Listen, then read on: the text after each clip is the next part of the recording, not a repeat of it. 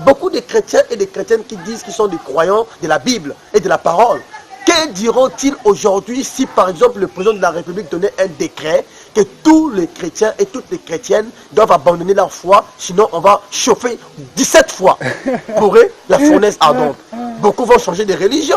Si déjà avec des petites épreuves de la vie, tu penses que tu t'es abandonné. Tout ce que tu as à faire, c'est d'ouvrir tes petites ailes de foi parce que tu es un aigle dès le commencement. Shalom, shalom aux aigles. Bienvenue sur votre chaîne Eagles Food. C'est la nourriture des aigles. Et là, vous êtes dans votre émission Regarde le ciel. Et nous sommes avec le bien-aimé Franck Hervé Desanta. Alors aujourd'hui, Franck, nous avons encore un sujet à partager avec nos bien-aimés. Voilà. Et à nos bien-aimés frères. Et notre sujet pour aujourd'hui, c'est quel est le moment convenable de se sentir plus près de Dieu. À quel moment devons-nous nous sentir plus près de Dieu? Est-ce c'est quand nous mangeons bien, quand nous dormons bien, quand tout va bien, quand nous achetons des maisons, des voitures, quand nous nous marions, quand nous faisons des enfants? Est-ce là le moment convenable pour se sentir plus près de Dieu? Donc, si j'ai choisi ces sujets, c'est parce qu'il y a une chose que j'ai constatée et observée dans la marche chrétienne. Beaucoup de frères et de sœurs se sont découragés dans la foi à cause des difficultés de la vie. Beaucoup de frères et de sœurs ne vont plus à l'église sous prétexte que ça fait bien d'années déjà qu'ils fréquentent l'église, qu'ils croient le Seigneur Jésus-Christ et que rien n'avance dans leur vie. Mais nous devons comprendre aussi qu'il y a un obstacle dans la vie chrétienne qui fait en sorte que parfois que le Seigneur n'intervienne pas dans nos vies. C'est la mauvaise vie. Le péché qui est déjà un blocus. Le péché est une mauvaise chose. C'est pourquoi dans la marche chrétienne, il faut toujours une totale séparation. Il faut toujours une totale délivrance. Il faut toujours tout abandonner et placer le Seigneur à la première position. Donc ça aussi c'est un point que les bien-aimés frères et sœurs devraient observer dans leur propre vie, voir si réellement le Seigneur Jésus-Christ occupe la première place dans leur vie. Une seconde chose, la vie chrétienne n'est pas une vie facile. Ça n'a jamais été une vie simple en tout cas. Et simple comme les gens pensent. Parce que beaucoup le pensent qu'une fois je suis en Christ, désormais tout va bien, voilà, j'ai plus de problèmes. Tout va bien, oui, mais par la foi. Oui. Tout va bien par la foi. Et cette foi doit être éprouvée. Voilà, c'est ça en fait, les épreuves. Voilà. En fait, eux, ils pensent que c'est fini avec les épreuves de la vie. Voilà. Alors que la foi doit être éprouvée comme tu venais de le dire. Donc, croire le Seigneur Jésus-Christ aussi, c'est ça. Il faut l'aimer, il faut le chérir. Je vais vous donner un exemple terre à terre. C'est lorsqu'un homme, c'est comme lorsqu'un homme et une femme se marient. On demande à la femme et au mari, espérez-vous vivre ensemble dans le bonheur et le malheur, dans la maladie et la santé, dans la misère et dans la joie, toutes ces choses-là. Et donc les deux sens, le malheur et le bonheur vont ensemble. C'est exactement aussi avec la foi chrétienne. C'est un mariage. Mais un mariage qui demande le détachement avec le monde pour s'attacher avec le Seigneur Jésus-Christ. Et notre foi nous exige de pouvoir affronter certaines situations qui permettent que notre foi puisse atteindre une maturité. Et cette maturité n'est acquise qu'à travers des épreuves que nous traversons. Mais à quel moment peut-on se sentir plus proche de l'Éternel? Quel est le moment convenable? Est-ce quand tout semble baigné, comme on dit en français, quand tout semble paisible, quand tout marche convenablement? Ça me rappelle une question que David avait posée dans un de ses psaumes, où il disait à Dieu, mais pourquoi les méchants prospèrent-ils? Pourquoi tout ce qu'il entreprend dans sa vie marche? Ses enfants sont en bonne santé, ses affaires fonctionnent bien, tout ce qu'il entreprend marche. Voilà. Et si là David entend dire ça des méchants, et pourtant un méchant n'est pas quelqu'un qui croit Dieu. Donc tu vois, même les méchants, ses affaires peuvent prospérer. Exactement. Alors que David a remarqué que le juste, lui, il traversait des moments difficiles, le juste était opprimé. Le juste, lui, il était pauvre, il était malheureux, il était triste. Mais les méchants, lui, ils prospéraient. Et convenablement, si nous observons la terre, nous verrons bien que les méchants prospèrent. Des présidents sont des méchants, des ministres, des gens qui nous gouvernent sur cette terre-là. Ce ne sont pas des gens de bonne foi, parce qu'ils sont en train d'opprimer la multitude de peuples. Et ils s'enrichissent. Une seule personne veut embrigader la fortune de toute une nation. Des milliers de personnes meurent de faim, pendant que lui et sa famille sont dans une abondance de richesses dont tu ne pourras même pas épuiser. Donc ça nous montre déjà au travers de la nature que l'abondance de biens matériels, comme le dit frère Branham, n'est pas synonyme de la bénédiction de Dieu. Et l'absence de ces biens matériels non plus n'est synonyme que Dieu t'a abandonné. Mais qu'est-ce que la foi chrétienne? Parce qu'il y a une différence entre la chrétienté et le christianisme. Le christianisme, c'est lorsque la religion chrétienne est... Bon, je n'aime pas parler de la religion chrétienne, moi j'aime parler de la foi chrétienne. Oui. Mais ça devient le christianisme lorsque cette foi est mêlée avec des pensées dénominationnelles, des pensées théologiennes, des pensées humaines. Parce que la religion, c'est une voie que l'homme lui-même s'est donné pour chercher Dieu, et l'on ne peut pas chercher Dieu, parce que tu ne sauras pas où le trouver. Mais la chrétienté, c'est la voie pourvue par Dieu lui-même pour le rachat de l'homme. Et c'est ça la foi chrétienne. Dieu s'est choisi un homme, Abraham, qui est le père de la foi. Et au travers d'Abraham, il a suscité une nation qu'il appelait Israël plus tard. Et au travers de cette nation, Dieu a manifesté sa surnaturelle, afin que plus tard cela serve d'exemple aux enfants de Dieu qui vont vivre dans les siècles à venir. C'est de là qu'est née la foi chrétienne. Et nous, étant que les chrétiens, nous sommes Israël spirituel. Dieu s'est choisi Israël comme étant une nation afin de manifester tout ce qu'il a manifesté au travers des apôtres, pour nous emmener ces exemples-là, afin de nous affermir dans notre foi et dans notre marche chrétienne. Mais à quel moment, quel est le moment convenable où Dieu est plus près de nous? Bien aimé, je vous dirais que c'est que lorsque les épreuves dans vos vies s'accélèrent et s'accentuent. Si on demande à Abraham, par exemple, beaucoup diront, mais c'est plutôt le malin qui est en train de se mêler à notre vie spirituelle, ce genre de choses, oui, quand il voit les épreuves. Parce qu'au niveau de l'Afrique, même pas seulement de l'Afrique, même au niveau de l'Europe, il y a des personnes qui sont beaucoup superstitieuses, si vous le dites ainsi. Mais normalement, il faut que vous vous détrompiez, parce qu'il faut bien regarder la Bible, il faut bien lire la Bible. Abraham a dû patienter 25 ans pour recevoir Isaac. Si vous demandez à Abraham, quel était le moment favorable pour toi de se sentir plus proche de Dieu, Abraham te dirait que c'est après 25 ans, pendant que j'ai patienté Isaac, un jour sur les chaînes de Mamré, alors que je venais de me séparer de la maison de mon père pendant 25 ans. Mon père qui m'a suivi est mort sur la route. Mon neveu était séparé de moi. Je suis resté avec des gens qui m'étaient pratiquement inconnus.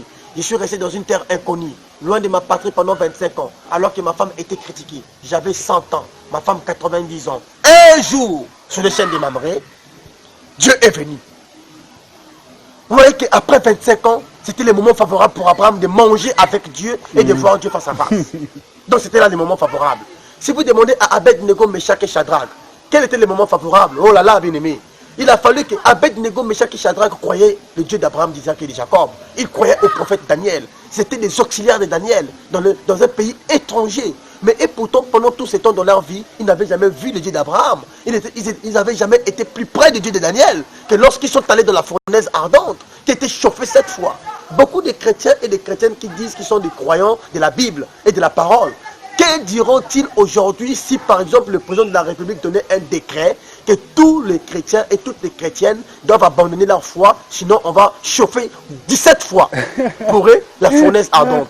Beaucoup vont changer de religion. Si déjà avec des petites épreuves de la vie, tu penses que Dieu t'a abandonné. Donc tu vois que pour Abed-Nego, Meshach et Shadrach, les moments favorables, c'était dans la fournaise ardente. Et qu'est-ce qui s'est passé là-bas? Dans la fournaise ardente, il y avait un 4e homme. C'est là où ils ont vu Dieu.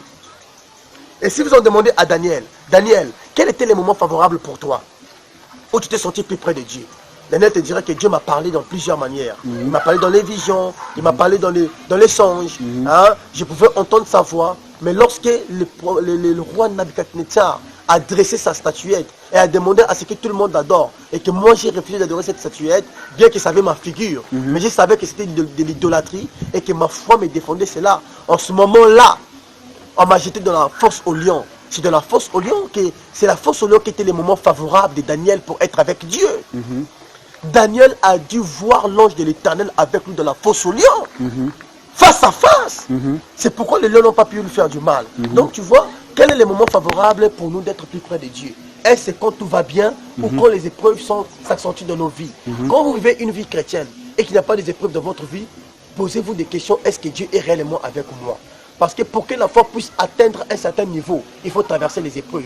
Et lorsque vous faites, vous prenez la décision plutôt de servir les seigneurs, en ce moment-là, le diable s'élève contre vous. La bataille commence. Aussi longtemps que vous vivez dans le monde, vous vivez dans les péchés, dans la boisson, dans la cigarette, dans la drogue, dans l'impudicité, dans l'adultère. Le diable ne peut pas vous combattre parce qu'il vous a déjà sur sa main. Exactement. Mais alors, en ce moment-là, le diable peut même vous ouvrir les portes. Il peut vous donner le travail. Et là, on pensera que c'est Dieu. Béni de Dieu. Or, le diable vous donne ces opportunités pour que vous péchiez encore bien. Plus même. Mais lorsque vous venez dans le Seigneur, mais il faut qu'il y ait une séparation. Il faut naître de nouveau. Donc les choses anciennes doivent passer. Or, lorsque quelqu'un doit naître de nouveau, lorsqu'une femme est sur le point d'accoucher, il y a une certaine douleur qui arrive. Mais la première douleur, c'est la douleur de la mère. Hein? Le premier cri, hein? La maman souffre parce que l'enfant doit venir au monde. C'est comme vous quand vous mourrez en vous-même. Il y a une naissance qui doit se faire. Et la douleur doit précéder cette naissance. Et la douleur là, chez les chrétiens, se manifeste au travers des épreuves. Pourquoi je parle des épreuves? Parce que ce sont ces choses-là qui font en sorte que beaucoup des enfants de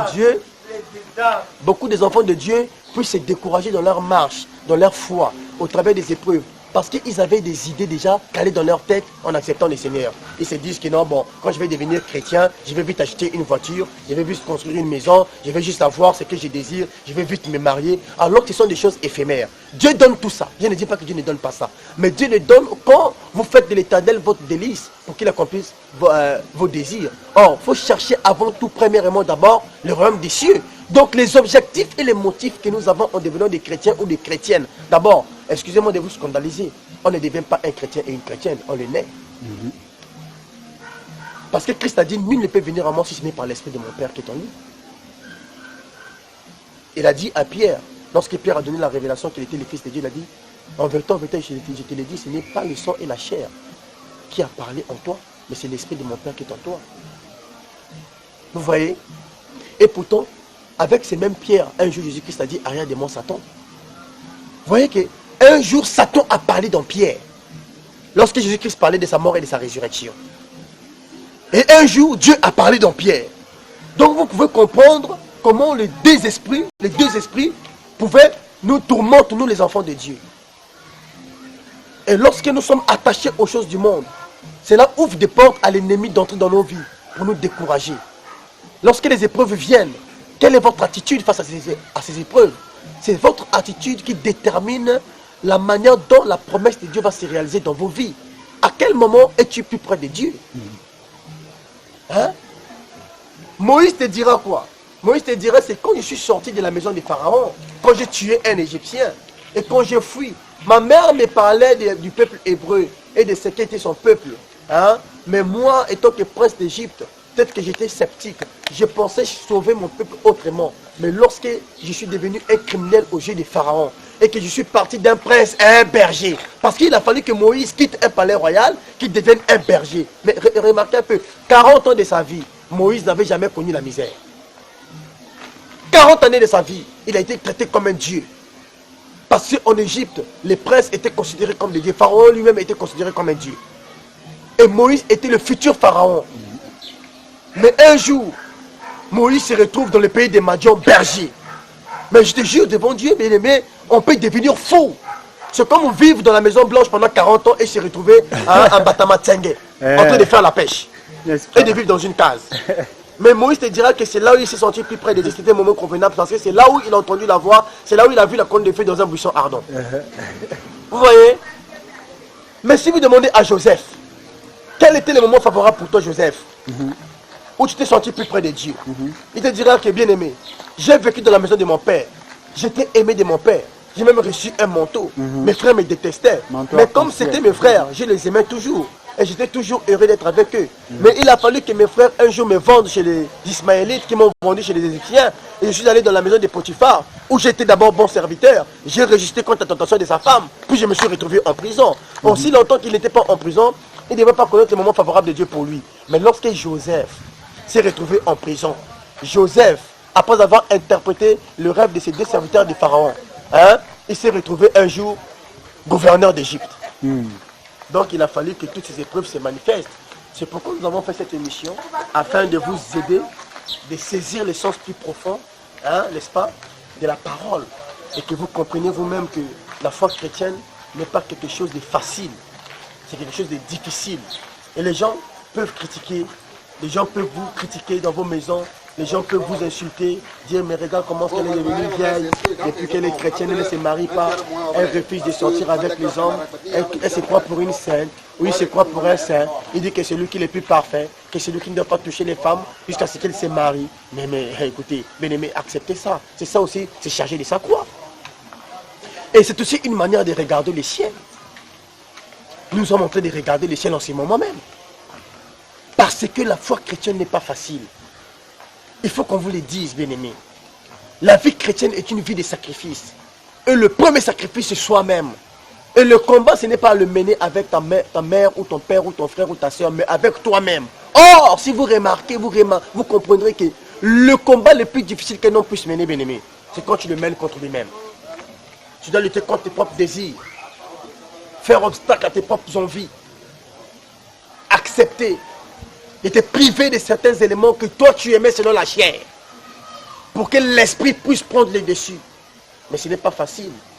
Hein? Mais il faut la foi. Il faut la foi. Il y a une pensée qui me vient dans la Bible, je ne me rappelle plus trop c'est dans quel chapitre. Mais la Bible dit ceci. Un homme qui doute, après avoir écouté la parole, est comparable à un homme qui s'est miré. Et ensuite, en partant, il a oublié comment ce qui s'était vu. Vous comprenez? Et un tel homme, sa foi s'écroule facilement. Parce que dès qu'il y a une situation difficile, il s'écroule, il doute. Il oublie ce que Christ a fait pour lui. Nous ne devons pas être comme des pailles sèches emportées par les vents du nord, comme des maisons construites sur les sables sans fondation. Notre fondation, c'est le Seigneur Jésus-Christ. Nous allons lire la Bible pour vous montrer la grandeur de la foi. Parce qu'on ne peut pas parler de ces choses sans mettre une vraie base biblique. C'est Dieu qui doit nous enseigner au travers de ça. Donc la vraie base biblique nous dit quoi par rapport à la foi? Dans Hébreux 11, premier chapitre, la Bible nous dit ceci. Or, la foi est une ferme assurance des choses qu'on espère et une démonstration de celles qu'on ne voit pas. Pour l'avoir possédé, les anciens ont obtenu un témoignage favorable. Amen. C'est par la foi que nous reconnaissons que le monde a été formé par la parole de Dieu. Amen. En sorte que ce qu'on voit n'a pas été fait de choses visibles. Donc l'arbre, quand tu vois l'arbre, quand tu vois un oiseau, quand tu vois un poisson, quand tu vois le soleil, ça n'a pas été fait par des choses visibles. Dieu a dû parler et croire en sa propre parole. Et peu importe le temps que ça a pris, l'arbre est apparu, le soleil est apparu. Alléluia. Oh, bien-aimé. C'est pourquoi un enfant de Dieu doit avoir la capacité de confesser toujours de bonnes choses dans sa vie. Tu es célibataire, dis que tu vas te marier. Tu n'as pas encore d'enfants, dis que tu auras des enfants. Si tu pars à l'hôpital, le docteur dit que tu es stérile, dis-lui que la Bible a dit que dans ma maison, il n'y aura pas de femmes stériles. Or, s'il n'y aura pas de femmes stériles, c'est qu'il n'y aura pas aussi d'hommes stériles. Que quelqu'un puisse dire Amen. Amen. Vous voyez la foi. Et la Bible dit encore ceci. C'est par la foi qu'Abel offrit à Dieu un sacrifice plus excellent que celui de Caïn. C'est par elle qu'il fut déclaré juste, Dieu approuvant ses offrandes. Et c'est par elle qu'il parle encore, quoique mort. C'est par la foi qu'Enoch fut enlevé, pour qu'il ne vit point la mort, et qu'il ne parut plus parce que Dieu l'avait enlevé, car avant son enlèvement, il avait reçu le témoignage qu'il était agréable à Dieu. Donc pour être agréable à Dieu, il faut avoir la foi. Et vous pouvez lire tout le chapitre d'Hébreux 11. On parle de plusieurs personnes. La Bible dit, et sans la foi, il est impossible de lui être agréable. Vous comprenez? Donc tu ne peux pas être agréable à Dieu sans la foi. Bien aimé. Quand je lis ce chapitre, et pourtant je le lis plusieurs fois. Mais comme ces choses-là, on ne s'habitue pas avec, on médite tous les jours. Quand je suis arrivé ici, or, sans la foi, il est impossible de lui être agréable. Car il faut que celui qui s'approche de Dieu croit que Dieu existe et qu'il est le rémunérateur de ceux qui le cherchent. C'est par la foi que Noé devient divinement averti des choses qu'on ne voyait pas encore et saisi d'une crainte respectueuse. Construisit une arche pour sauver sa famille. C'est par elle qu'il condamna le monde et devint héritier de la justice qui s'obtient par la foi. Et la Bible dit, c'est par la foi qu'Abraham, lors de sa vocation, obéit et partit pour un lieu qu'il devait recevoir en héritage et qu'il partit sans savoir où il allait. Par la foi. Mais donc, vous pouvez lire tous les chapitres. Il quitte sa patrie, quitte sa famille. Sans savoir où il allait. Sans savoir où il allait. Imaginez un peu comment les gens pouvaient parler à Abraham. Ah oui. On pouvait dire, mais Abraham, tu es fou. Son père, ses frères pouvaient bien le critiquer. On pouvait penser que c'est parce que ta femme a des problèmes d'accoucher et que toi-même aussi tu es stérile, que tu veux quitter la maison de ton père et ta mère en disant que Dieu t'a parlé. Puisque c'est un peuple qui a beaucoup de critiques, ce peuple-là. Qui avait beaucoup de critiques. Et pourtant, Abraham est resté ferme à la foi qu'il avait. Et ça a emmené à l'existence des choses qui n'existaient pas. À quel moment, bien-aimé, peux-tu te sentir plus près de Dieu? Quel est le moment favorable? Le moment favorable, c'est maintenant. Maintenant que tu as l'impression que rien ne marche dans ta vie. Maintenant que tu as l'impression que ta famille t'a abandonné. Tes amis t'ont oublié. Tu n'as pas de travail. Ta santé est dérangée. La maladie ne veut plus te quitter. Tu as l'impression que tout est bloqué. Oh bien-aimé, laisse-moi te dire une chose. Dieu est plus près de toi. Mais ton attitude va déterminer la nature de la relation que tu auras avec Dieu dans les jours qui viennent. C'est pourquoi nous voulons que vous puissiez suivre cette émission pour que ça puisse vous aider à devenir des véritables filles de Dieu, des véritables fils de Dieu. Parce que la distraction selon le monde n'emmène à rien du tout. Ce n'est pas parce que tu prends des alcools que ça va te consoler. Ça va te donner cirrhose de foie et tu vas mourir. Ce n'est pas en fumant la cigarette que tu auras le cancer. Soit le cancer des sangs, soit des poumons. Tu vas mourir. Ce sont des démons qui sont derrière ces choses. Ce n'est pas en sortant avec les femmes. Parce que certaines personnes prennent la luxure comme moyen de consolation lorsque les épreuves deviennent difficiles pour eux. Mon frère, tu peux avoir la prostate ou avoir le sida ou plusieurs maladies sexuellement transmissibles et tu vas mourir. Mais si tu as la foi, tu te rappelleras des promesses de Dieu. Tu te souviendras de ce que Christ a dit. Parce qu'il est le cep dont nous sommes les serments. Et il a dit tout serment qui ne porterait pas les fruits serait coupé et jeté dans les feux. Mais tout serment qui porterait les fruits, ils les porteront en abondance. Or, il faut avoir la foi. La foi est la chance la plus élevée qu'un être humain puisse avoir. Et ça ne s'apprend pas. Ça ne s'apprend pas, c'est une révélation. Révélation. La foi est une révélation. Donc c'est pourquoi je voulais parler de ces moments. Les moments convenables de se sentir plus près de Dieu. C'est quand tu te sens dans des difficultés qu'il faut augmenter ta façon de prier. Qu'il faut augmenter ta joie pour briser la tristesse. Qu'il faut augmenter ta foi pour confondre les diables. Et mais aussi confondre les gens qui t'entourent et qui voyaient comment ce que tu glorifiais Jésus-Christ quand tout allait bien dans ta vie. Quand tu venais de croire. Vous voyez, quand nous croyons au début, nous sommes zélés. On a l'impression que c'est nous qui détenons la sainteté. C'est vrai, c'est vrai. Hein? On est heureux. On confesse Jésus, on parle de Jésus partout. On devient légaliste. Mais lorsque les faiblesses commencent à surgir après, parfois nous tombons, une erreur se manifeste, nous commençons à fuir, les épreuves s'accentuent. L'abondance des biens matériels n'est pas synonyme de la bénédiction de Dieu. Et l'absence des biens matériels ne veut pas dire que Dieu t'a abandonné. Et cela ne veut pas dire aussi que Dieu ne bénit pas. Dieu bénit abondamment. Dieu a béni Abraham abondamment. Dieu a béni Joseph abondamment. Dieu a béni chaque prophète qui a existé dans le temps passé abondamment. Mais la véritable bénédiction, bien-aimé, c'est le baptême du Saint-Esprit. La véritable richesse, c'est la nouvelle naissance. Amen. Parce que aussi longtemps que tu n'as pas le baptême du Saint-Esprit dans ton âme, tu n'es pas une chrétienne, tu n'es pas un chrétien. Que Dieu nous vienne en aide. Je voulais vous faire cette exhortation, mes bien-aimés frères et sœurs, pour que vous puissiez réaliser que lorsque le combat devient fort, Il faut encore comprenez qu'il faut encore accroître la foi et comprenez que la victoire ne dépend pas de vous parce que la victoire a déjà été acquise. Au moment des épreuves, souvenez-vous des promesses de Dieu, méditez la parole. La Bible dit, par ses matricieux nous sommes guéris, il a été brisé pour nos péchés, méprisé pour nos iniquités. Les châtiments qui nous donnent la paix sont tombés sur lui. Il porte en lui les sentiments qui compatissent à nos infirmités. La Bible déclare qu'il a vaincu le monde et le maître de ces mondes.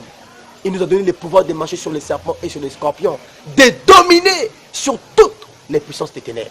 Mais c'est quand les épreuves viennent que ces promesses doivent devenir pour toi une réalité. Parce que quand tout va bien, nous avons tendance à citer la parole. Oui. Mais lorsque tout devient difficile, on oublie même les promesses. On se refroidit. On se refroidit. On oublie ce que Dieu nous a promis. Toutes les citations que nous avions dans la bouche disparaissent. Mais c'est triste. Et c'est nous-mêmes qui sommes des chrétiens et des chrétiens. C'est nous aujourd'hui encore qui jetons l'opprobre sur le nom de Jésus-Christ. Qui faisons honte au ciel. Non, la honte n'est pas pour le ciel. Honte à toi, ma bien-aimée sœur. Honte à toi, mon bien-aimé frère. C'est pourquoi nous avons besoin que Dieu soit réel pour nous. Nous avons besoin de le sortir de l'histoire. Il y a un moyen, bien-aimé, de le sortir de l'histoire aujourd'hui. Il y a un moyen que Dieu a pourvu pour nous, pour regarder le ciel convenablement. Hein, bien-aimé, c'est le message de l'heure. Au moins, j'aime ça. C'est le message de l'heure. C'est l'évangile sans gants. Eh ouais. C'est le combat à main nue. Ce qui frappe et qui fait dur contre le péché. Ce qui fait peur à Satan. Le message de l'heure. Dieu a envoyé un prophète, William Marion Branham. William Marion Branham. Un prophète comme pas moyen. Un prophète incomparable, bien-aimé. Voyons un peu ce que Branham nous dit sur la foi, pour que ça puisse aussi nous aider. Amen. Je sais que vous aimez la parole. Parce que beaucoup de gens traitent Branham de tous les noms sans réellement les connaître. Ils ne savent pas qui il est. Ils ne savent pas qui il est. Ne jugez jamais les gens sans pourtant mieux les connaître. Et ils ont entendu ici et là, Voilà. et voilà, pour eux, c'est qu'il est réellement comme ça. Ils n'ont pas cherché. Maintenant, écoutez ce que dit le prophète Branham.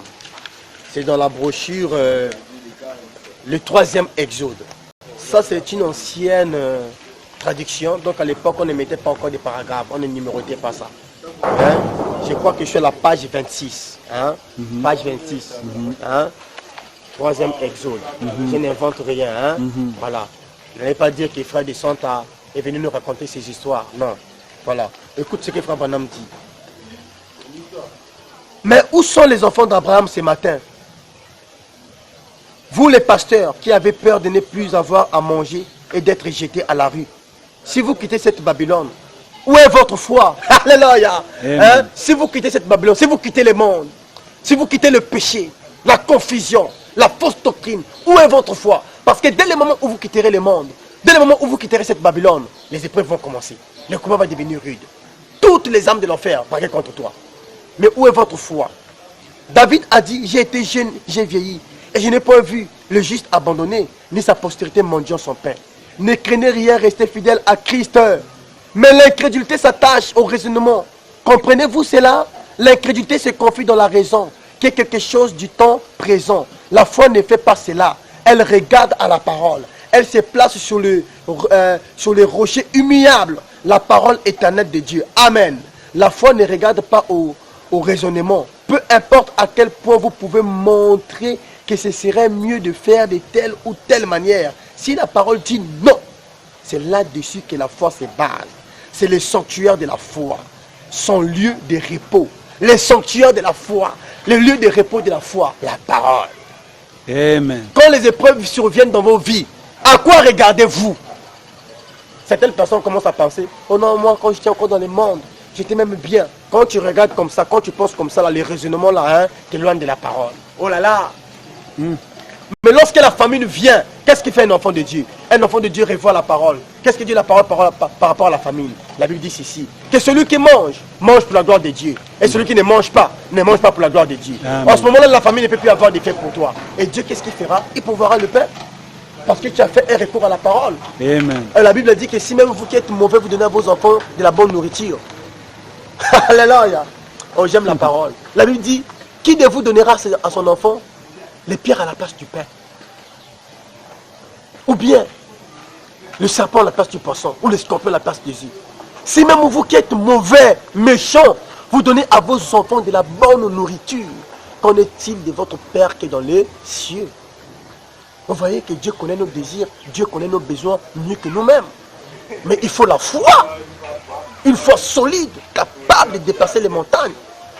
Vous voyez vous-même qu'il faut la foi. Hein? Maintenant, poursuivons ce que dit Frère Branham ici.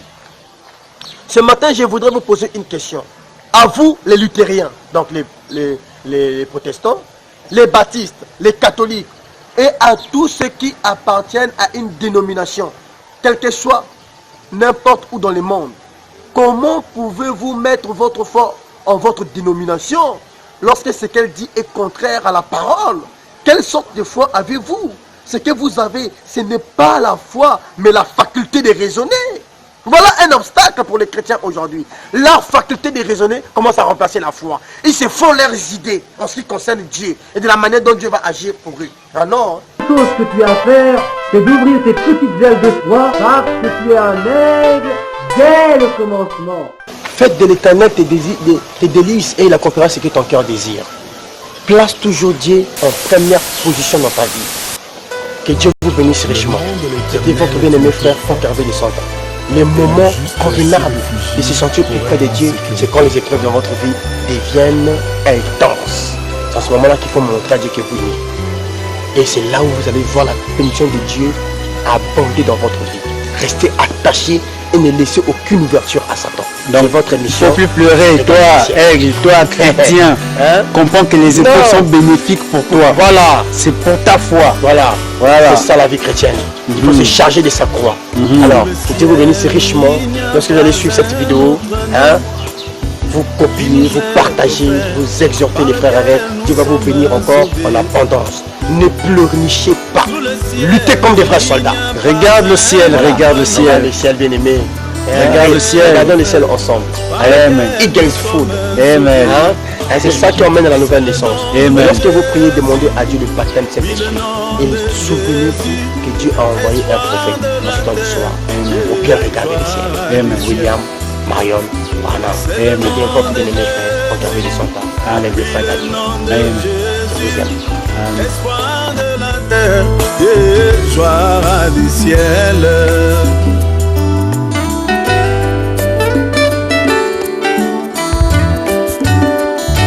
Quand la tentation vient, mon bien-aimé, comment éviter ces pièges sataniques? Quand la tentation vient, ma bien-aimée, comment échapper de ces pièges diaboliques? C'est par le nom